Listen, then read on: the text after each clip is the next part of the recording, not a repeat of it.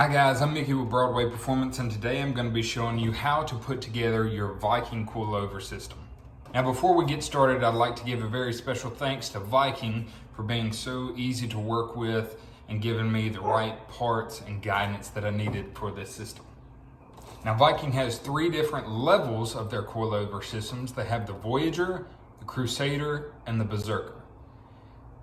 Now, depending on your application, you can pick between these three. The Voyager is going to be more for street use, comfort. The Crusader will be more for street strip if you want to get it out on the track. And then the Berserker will be strictly for track use.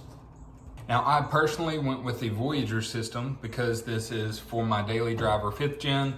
I've driven it for 15 years on the street and never put it on the track, and I don't plan to put it on the track. So this will give me the comfort that I would like with the adjustability to lower it if I want to for a more aggressive stance. So let's go ahead and get into it. Now, to prevent from voiding any warranty, they recommend that you use an anti-seize. This is a nickel type anti-seize. There's also a copper that you can use, but you're going to want to put these along the threads of your new coilover so that it doesn't gall or tear up the threads. So for this specific application, we have our shock that we can extend all the way out. We have our mount. This tab is going to be specific for my vehicle. That'll help tell you whether it's the driver or passenger side. You're going to need spanner wrenches so that you can tighten everything up. They recommend you use a thrust bearing kit if you are going to be adjusting your coilovers often, or if you want to adjust the ride height on them. That way they spin a little easier later on down the road. They send, let's see, we have our springs that have a very nice little Viking logo on them, and they also give you the part number for them.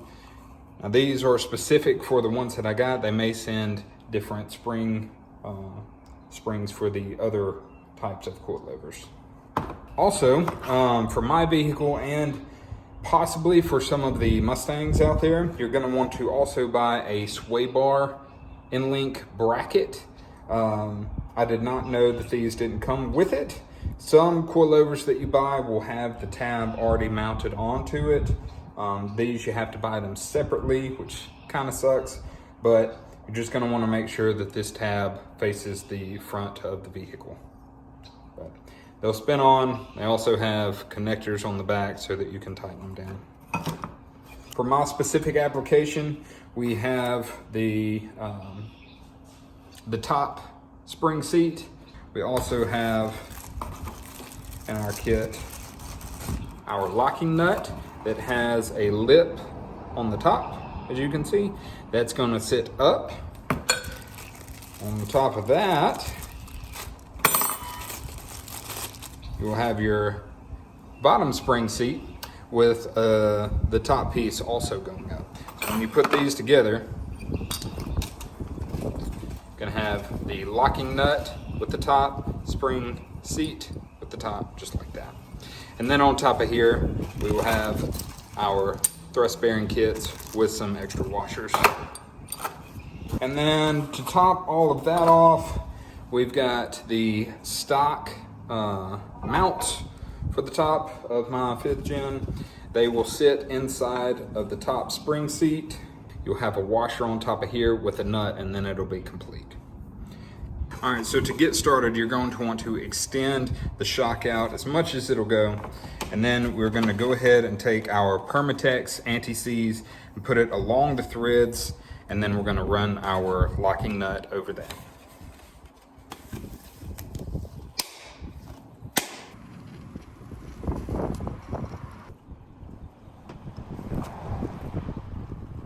Alright, so to get that spread around nicely, we can go ahead and kind of put some on our finger, run it around the top side. And then we're going to go ahead and put our locking nut and run it all the way down the length of the shaft.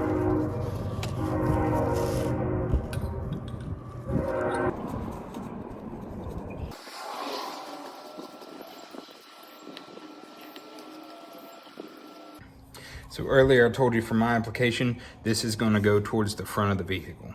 So if this is going towards the front of the vehicle, we're also going to want this going towards the front of the vehicle. So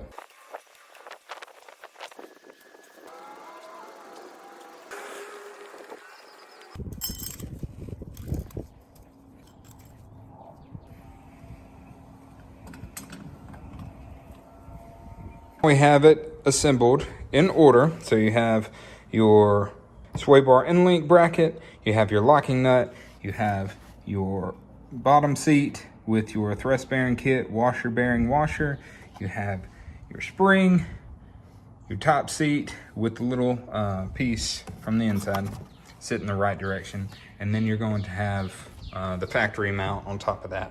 Now remember, I do not have the washer or the nut to go on top of the stock mount here because it's still on the car.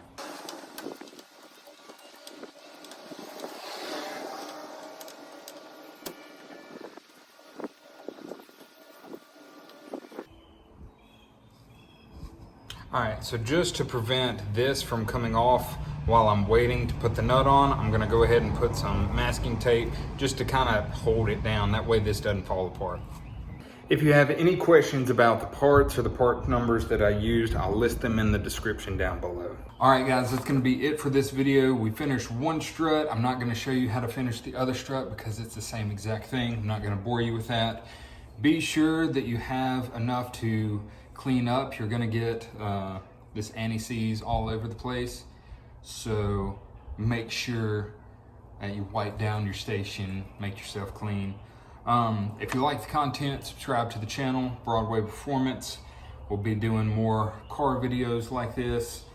Like I said, in the next one, I'll show you how to install them into the vehicle and then adjust your ride height. So stay tuned for that stuff coming up.